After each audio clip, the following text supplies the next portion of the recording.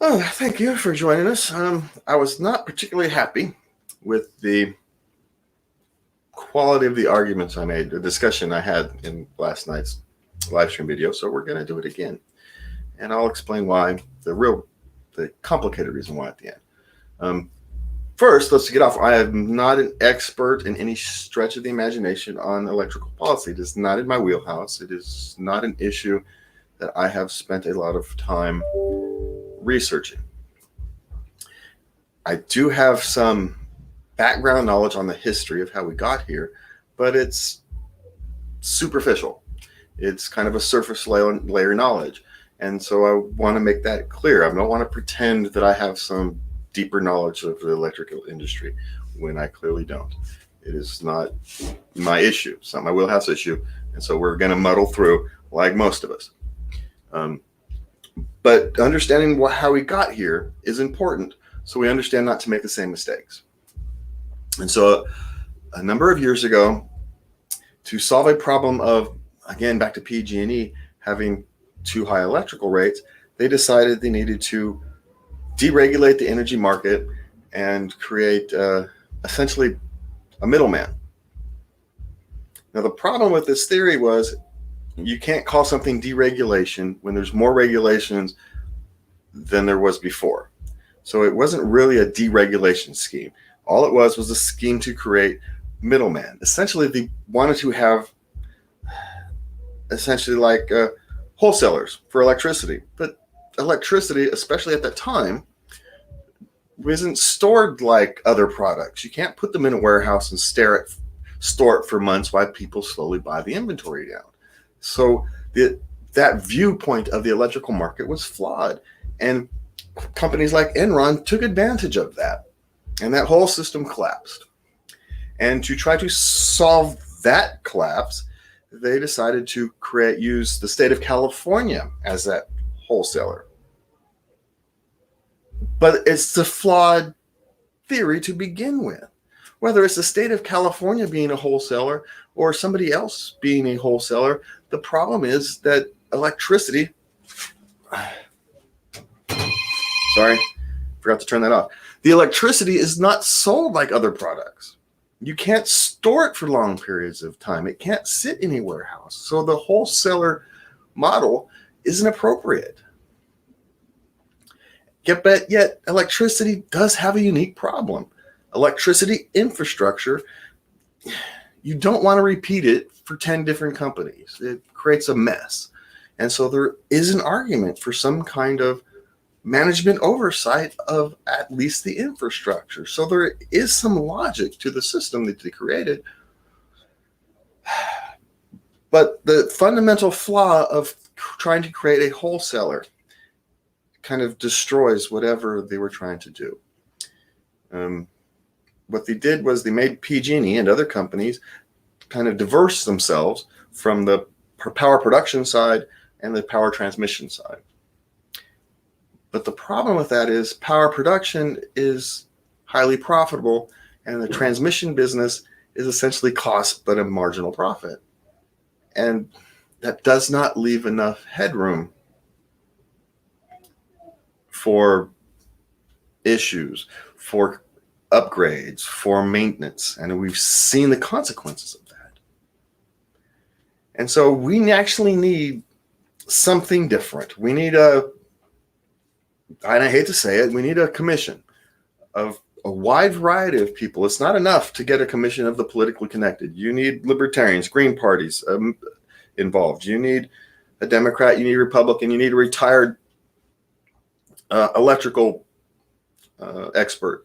You need a judge. You need regulators. You need, 11 people to come in, get together, and kind of figure out, okay, how do we actually move forward? How do we get back to a system where the power producers and the transmitters are not different people? So you have one group responsible for that, while at the same time maintaining that they don't get a monopoly on that system. That if they fail, their right to operate that system can be sold out from underneath them.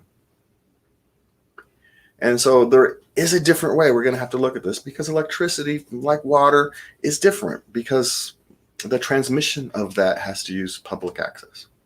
They have to use transmission lines. They have to dig grounds. They have to go under your house. They have to go under streets. They have to go over streets. And so you don't want a lot of different companies running lines. You can go back and look at history, and you can see back in the day where you had 6 or 7 companies providing electricity or phone service, and you looked up and it was just a massive wires. You couldn't see the sky. You don't have to go back that far in history to see that. So there is a logic to creating some type of oversight of that. But the problem is centralized planners don't do very well. They have their own agendas. We've been so focused on renewable energies that we forgot that we have to make sure we have enough energy. You can't shift over to renewable energies until you have enough. We took down other plants and other production systems before we had enough to replace them. I don't mind trying to live how to live cleaner. That's great. But we gave up hydropower. We gave up a lot of gas power, natural gas power, in exchange for wind and solar, which is still not as reliable and slightly more expensive at best. Now it's going to get better. The solar powers are getting better. We now can have mass batteries. We can actually store electricity for periods of time now, which we couldn't do in the past. So in a sense, the future of the electrical system, the future of competition in the electrical system does look a little brighter, because the minute you can start storing electricity for long periods of time, you've created a different market. But the problem is that market wasn't ready to be created, and it was artificial created by central planners. And then the central planners tried to run a market that shouldn't have existed. You had to have stronger regulators of PG&E the first time would have been a much better solution. Many people think libertarians like myself are against regulations. No, we're not. We want simple, clear regulations and a strong referee. What we don't want is political interference. People with agendas manipulate markets for their own good. Markets shouldn't be manipulated by politicians. Okay, so now that we've got that out the way, why did I redo this video? Because we talk a lot about addressing your mistakes, being open, being honest, dealing with them, and moving on. Because that's what the public deserves. That's how the public operates. That's how average people operate every day.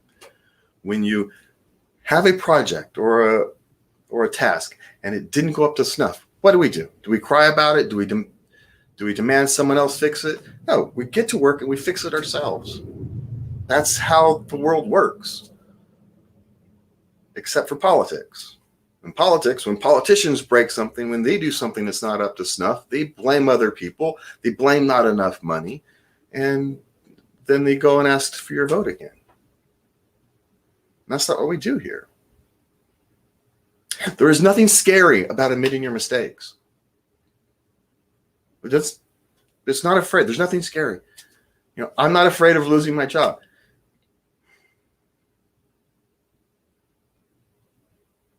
Politicians are.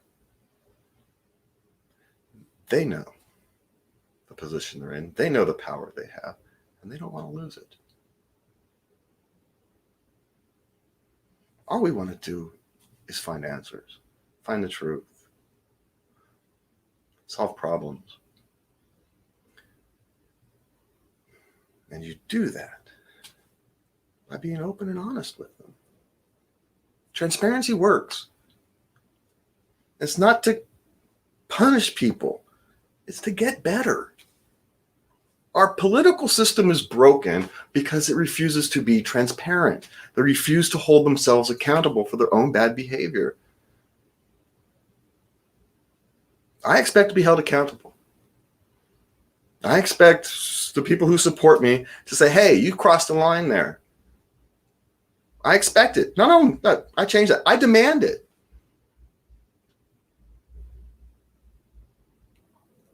Because this isn't about me. This is about you. This is about the public. Public service means servicing the public, not yourselves, not your own agendas, not your own ideology. It's about servicing the public. Is our political class doing that? No. How do we fix it? By being different. By showing that we can be transparent. That it's not scary to deal with your issues. When you make a mistake, big or small, you deal with it. Because that's what real people have to do. Politicians get to blame other people, blame not enough money. The rest of us don't get that excuse. We have to move on. And that's why when we do something that I don't find up to snuff, we redo it. We don't delete the old one. We leave it there. Because we're not hiding anything. What we are trying to do is show there is a better way. If we succeed, we succeed. But we will not fail. We will have shown there is a better way. And it's up to the public and the political class to listen. Thank you.